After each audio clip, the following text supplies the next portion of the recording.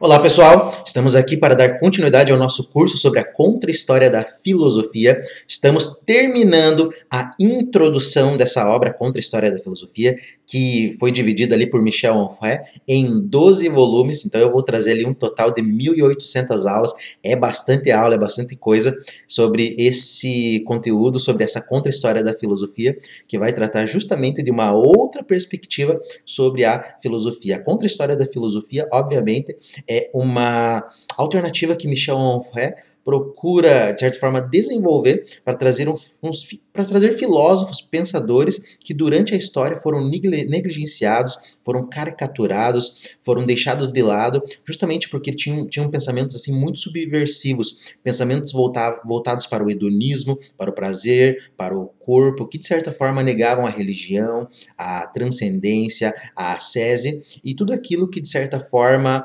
acabaria por afirmar que o homem só poderia ser feliz numa vida após a morte, né? Na verdade, esses filósofos aqui da contra-história da filosofia negam veementemente todas essas questões aí de cunho ascético. Mas, se tiverem mais dúvidas sobre essas colocações, deem uma olhadinha nas minhas aulas anteriores que eu explico com detalhes toda essa questão, como que surge a ideia dessa contra-história da filosofia e qual que é o objetivo desse autor. O Michel Onfray já terminou o seu curso sobre a contra-história da filosofia e ele propaga, na verdade, essa contra-história da filosofia numa universidade popular que ele montou, a Universidade Popular de Caen, porque a universidade também é muito criticada dentro da perspectiva de Michel Onfray, porque a universidade ela acaba justamente propagando a palavra desses filósofos, desses pensadores que venceram durante a história e, de certa forma, não fazem muito para os pensadores vencidos, que são todos aqueles pensadores que criticam o sistema, criticam o mundo como nós vivemos, tá? Então é isso. Se tiverem dúvida, deem mais uma olhadinha na perspectiva lá na obra do Michel Onfray, que justamente procura ali montar um trabalho de um projeto existencial, um projeto baseado no hedonismo, no prazer, um projeto baseado no corpo, que de certa forma vai negar tudo aquilo que promete ao homem uma melhor vida futura, ou que promete um paraíso e deixa de lado esse mundo aqui que a gente vive, que é esse mundo que a gente precisa mudar, tá? Então essa é a perspectiva do Michel Onfray.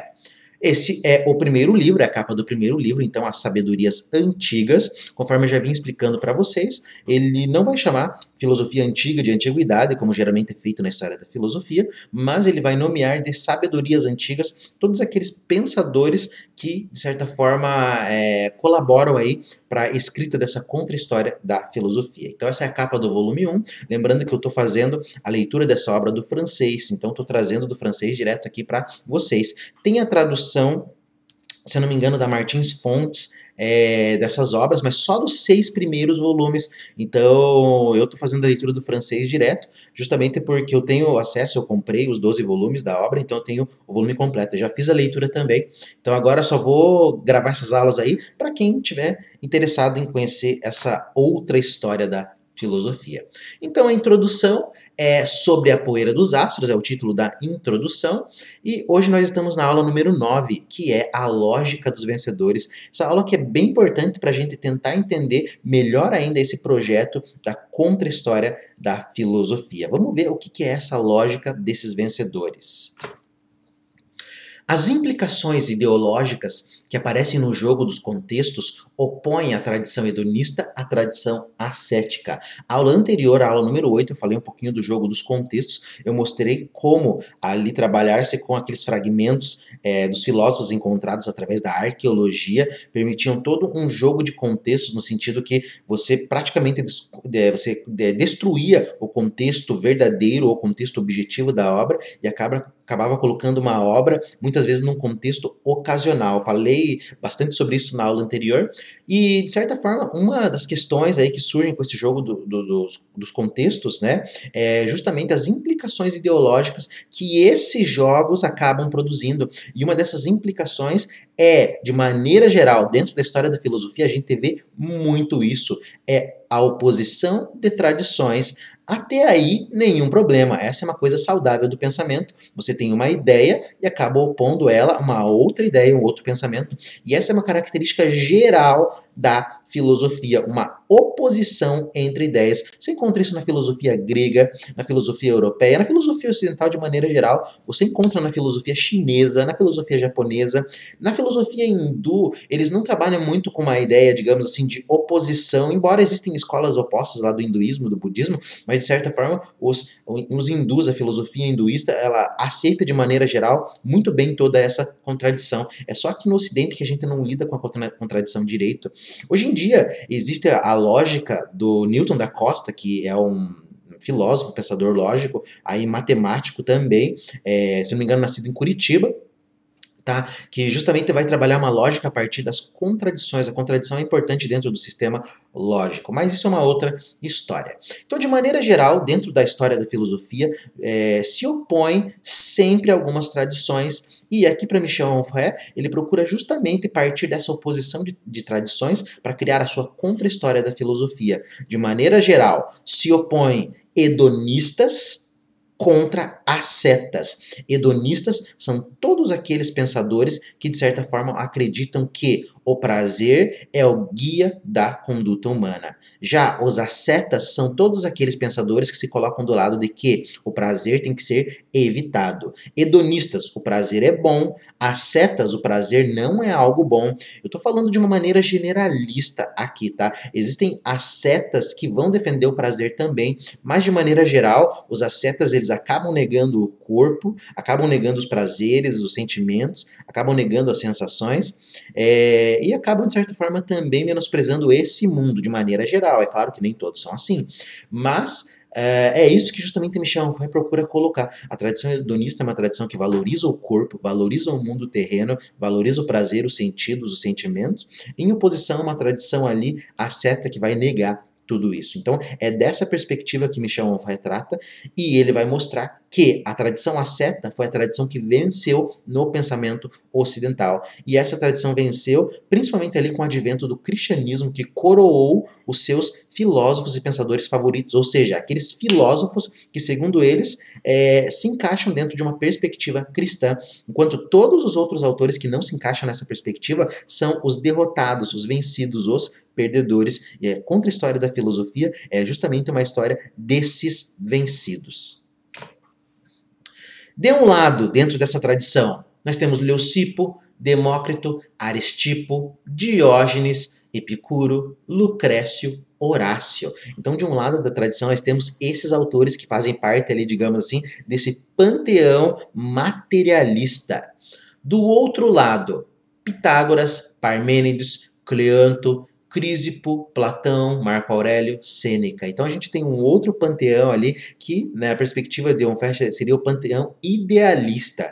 Idealista dentro das suas ressalvas, porque eu já expliquei nas aulas anteriores o que era o idealismo, mas aqui na perspectiva de Onfray, ele coloca esses autores tudo nesse mesmo pacote, tá? Dentro de uma perspectiva idealista. Então são materialistas contra idealistas, hedonistas contra ascetas, filósofos que vão amar o mundo contra filósofos que vão odiar o mundo. Seria mais ou menos essa ideia. É claro, odiar o mundo é uma palavra muito forte, mas o Onfray justamente traz essa perspectiva para mostrar que são autores que vão mostrar que o mundo que vale é um outro mundo, é o mundo das ideias, é o paraíso, você tem que negar os sentidos, tem que negar as paixões, etc. E por aí vai.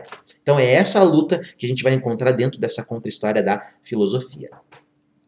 Atomistas, monistas, abderitanos, materialistas, hedonistas, contra idealistas, dualistas, eleatas, espiritualistas e ascetas. Então, é um panteão de um grupo de filósofos ali, atomistas, que defendem um átomo, monistas, que vão defender uma única substância, abderitanos, né, porque, na verdade, está falando lá da cidade de Abdera, né, que tem o Demócrito, né, Demócrito de Abdera, justamente o criador e defensor da teoria atômica, os materialistas, filósofos que vão defender a matéria, o corpo, hedonistas, filósofos que defendem o prazer, contra Idealistas, filósofos que valorizam mais a ideia, o conceito do que a própria matéria, do que o próprio átomo.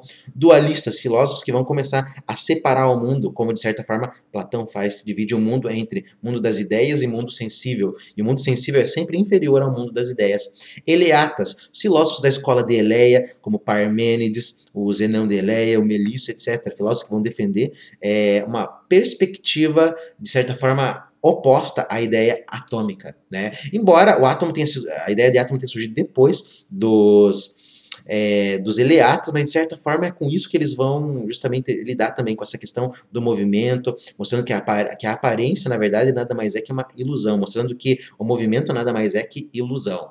Espiritualistas, filósofos que vão defender o espírito, a alma, e os ascetas, filósofos que vão negar os prazeres do mundo. Então são esses filósofos que se debatem dentro da história da filosofia.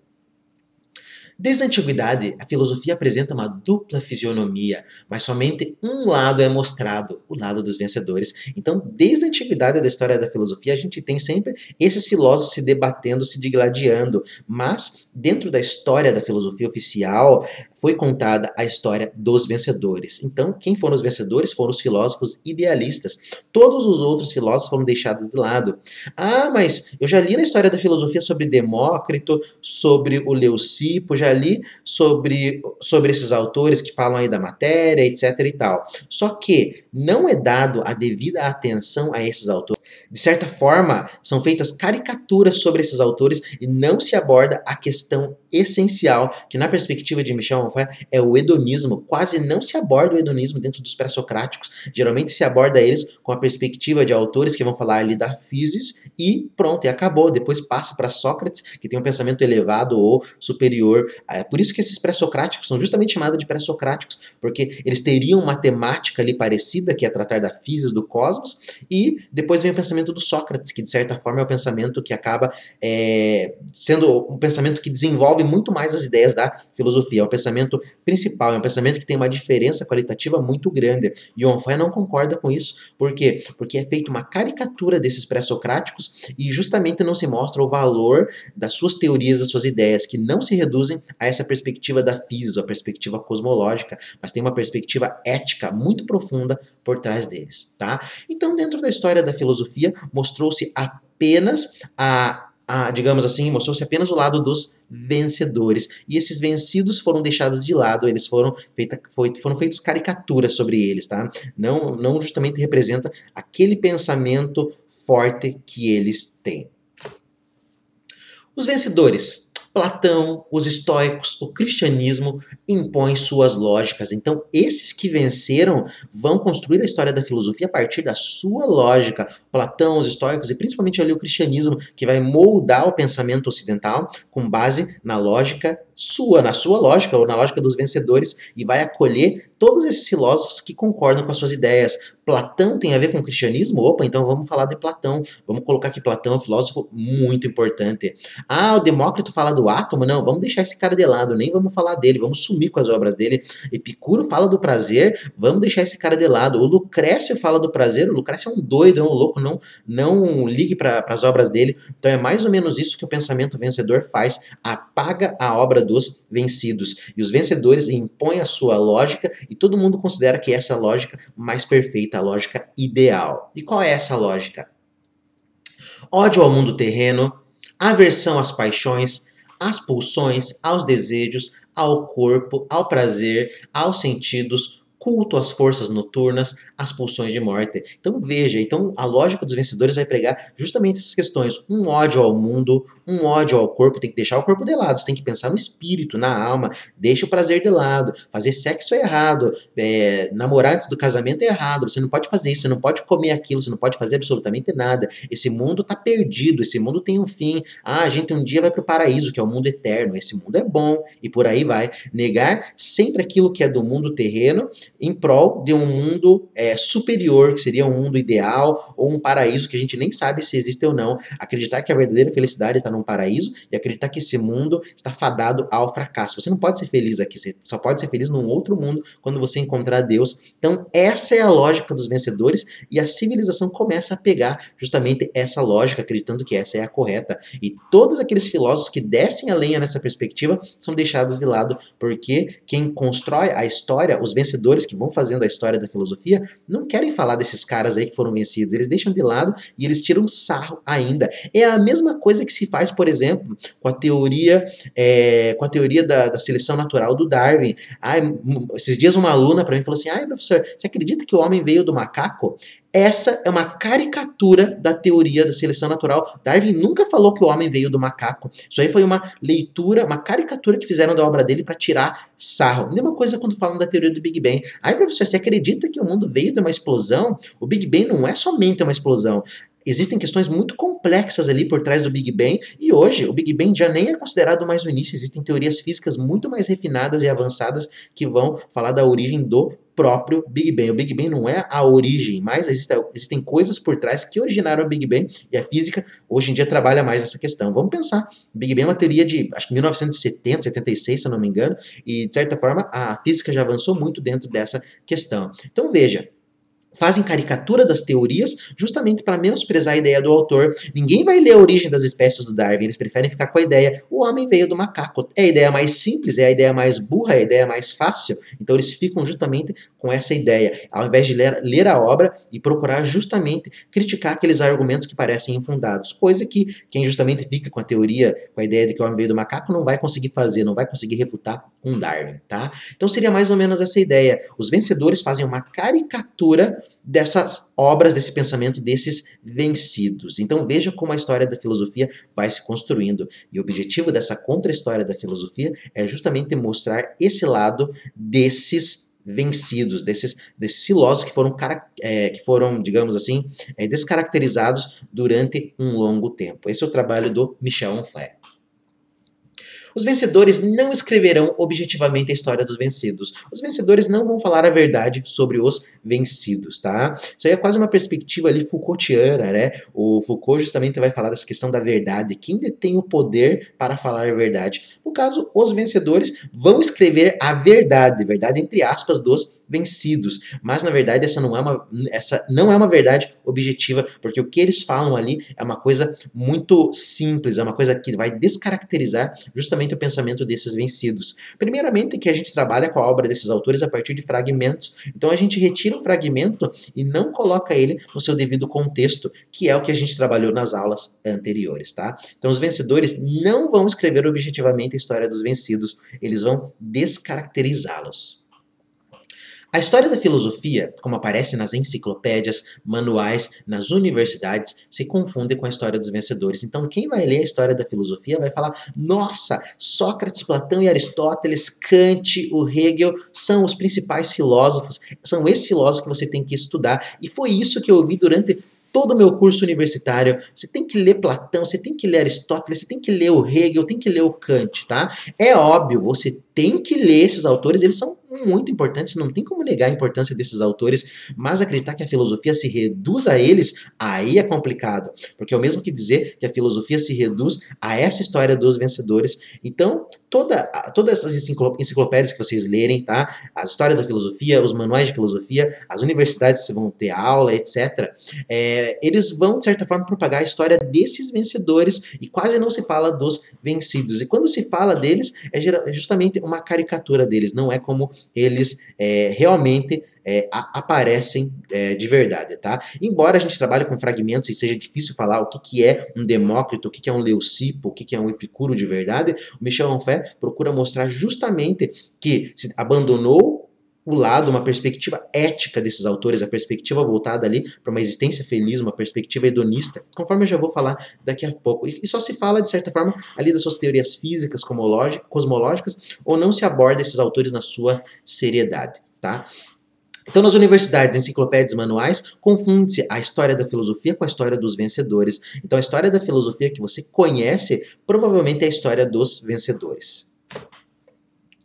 Não há piedade para os vencidos. Estes são desprezados, esquecidos, negligenciados ou, pior, depreciados por meio da caricatura. Então, quando se esquece esses autores, se negligencia eles, se despreza eles, isso até vai ainda, isso já é ruim, mas vai. Mas o pior é quando usam esses autores como caricatura, pegam as teorias deles e deformam ela, distorcem essas teorias. Aí que está muito pior. Então, vamos pensar o que é o hedonismo dentro de uma filosofia pré-socrática. Isso praticamente nem aparece. Se eu perguntar para vocês características da filosofia pré-socrática, provavelmente vocês vão falar, são filósofos interessados na pesquisa sobre a origem do mundo, a origem do cosmos, a origem do universo, vão tratar da questão da física, da natureza, tá? Beleza, os pré-socráticos são entendidos dessa forma, mas eles não falam do prazer, eles não falam do hedonismo, eles não falam de uma vida feliz? Será que só com Sócrates começa a se pensar realmente o homem?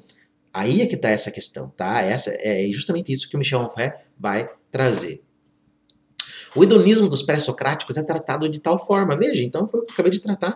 O hedonismo dos pré-socráticos é quase desprezado, quase nem se fala. Eu, pelo menos, lendo manuais de filosofia, praticamente nunca havia pensado sobre essa perspectiva ética dos pré-socráticos. E o Michel Onfray, justamente nessa contra-história da filosofia, vai bater nessa tecla. A gente vai ver justamente como o hedonismo é trabalhado dentro da filosofia pré-socrática. Então, os sofistas e Sócrates são os primeiros a falar do homem? Será que os filósofos anteriores não trataram dessa questão? Então, veja, é muito delicado. A história dos vencedores propagou isso. Mas e a história dos vencidos? Será que eles teriam concordado com essa perspectiva? Será que o Demócrito se consideraria um pré-socrático? Jamais. Por quê? Porque o Demócrito vive, ele morre, inclusive, depois do Sócrates. Quando Sócrates morre, o Demócrito ainda está vivo. E por que o Demócrito é um pré-socrático? Porque ele foi colocado justamente dentro dessa perspectiva. É um filósofo que fala da física, dos átomos, vamos deixar ele ali. Mas não, e as outras questões que ele fala, como a questão do prazer, como a questão da liberdade, etc. Isso aí não tem importância, isso aí não vale de nada. Então veja, a história dos vencedores deixou esses caras de lado. Agora é uma oportunidade de tratar da história dos vencidos. Não é tratado com serenidade os conceitos essenciais do hedonismo. Então, o hedonismo, dentro daquele período, daquela época, quando se fala, por exemplo, pré-socráticos, não é tratado de forma justa. Por quê? Olha só, vamos parar para pensar. Como que a gente vai ler as palavras matéria, prazer, alegria, desejo, soberano bem, corpo? Como que se faz a leitura desses termos, dessas palavras-chave, dentro de uma perspectiva pré-socrática? Muitas pessoas não vão conseguir responder essa questão. Por quê? Porque não se foi trabalhado justamente isso dentro da história da filosofia oficial. Mas agora, dentro da contra-história da filosofia, a gente vai procurar entender o que é o corpo, o que é matéria, o que é prazer, o que é alegria, o que é desejo, o que é soberano bem. Vamos trabalhar essas perspectivas e mostrar que esses autores discutiram essas questões.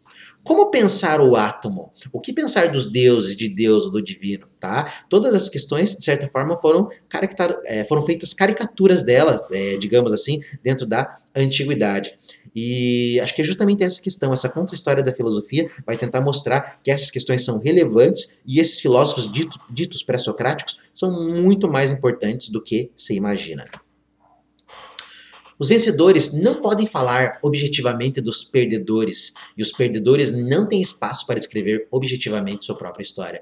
Então, aí é que está, além dos vencedores não tratarem objetivamente ou verdadeiramente das obras dos vencidos, eles, os próprios vencidos, também não têm espaço para escrever a sua própria história. Por isso, uma contra-história da filosofia, uma história para tratar do pensamento desses vencidos, para fazer uma apologia, uma defesa desses vencidos, uma tentativa de tratar objetivamente esses vencidos. Embora tratar objetivamente seja impossível, conforme a gente já comentou na aula anterior, mas o Michel Onfray, ele tem ciência dessa característica, tá? E isso é muito importante. Enquanto a história da filosofia, de maneira geral, se pretende objetiva, Michel Onfray vem com a perspectiva, ela não é objetiva, ela tem um viés ideológico, ela segue uma perspectiva que lhe é agradável, e eu vou fazer uma contra-história da filosofia, justamente sabendo de todas as questões. Eu não posso ser objetivo, mas eu vou tentar mostrar um outro lado que foi esquecido, negligenciado, deixado de lado.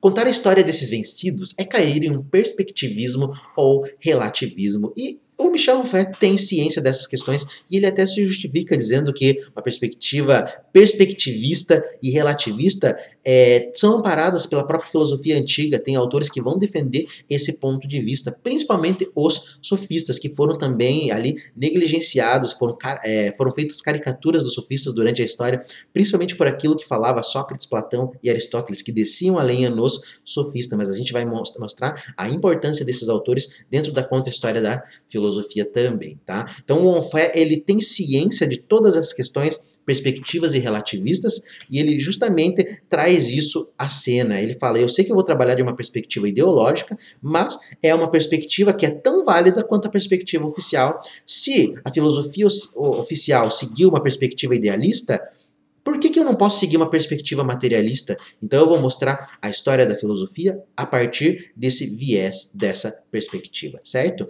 Então encerramos aqui a introdução dessa obra Contra-História da Filosofia. A partir de agora a gente vai iniciar a Contra-História da Filosofia propriamente dita, tá? Nessas 9 aulas que nós tivemos e que nós fizemos, vocês podem compreender qual é o plano dessa obra, qual é o trabalho dessa obra, qual é o objetivo. E como eu havia falado para vocês, a Contra-História da Filosofia é uma história da filosofia muito instigante, que vai trazer uma série de autores ali que vão tratar de questões pertinentes ao prazer, à vida, à felicidade, à valorização do corpo e por aí vai, tá? Então é isso, pessoal. Só reforçando, se vocês puderem me ajudar compartilhando os vídeos do canal, curtindo, assistindo, se puderem também fazer uma doação para o canal, isso já me ajuda bastante. Eu gravo todos esses vídeos nos meus momentos de folga. Nesse momento eu tô de férias, eu tô em casa, acabei de acordar e vim gravar um vídeo aí para vocês, tá? Não ganho nada para fazer isso, faço isso por prazer, porque eu gosto, porque eu acredito na educação como uma forma de transformação do mundo, tá? Então eu acredito que essa história da filosofia, essa contra-história da filosofia e os vídeos que eu gravo podem ajudar vocês de alguma forma. Então se vocês puderem me ajudar, também ficaria muito grato, tá? Pessoal, um grande abraço, nos vemos no próximo encontro.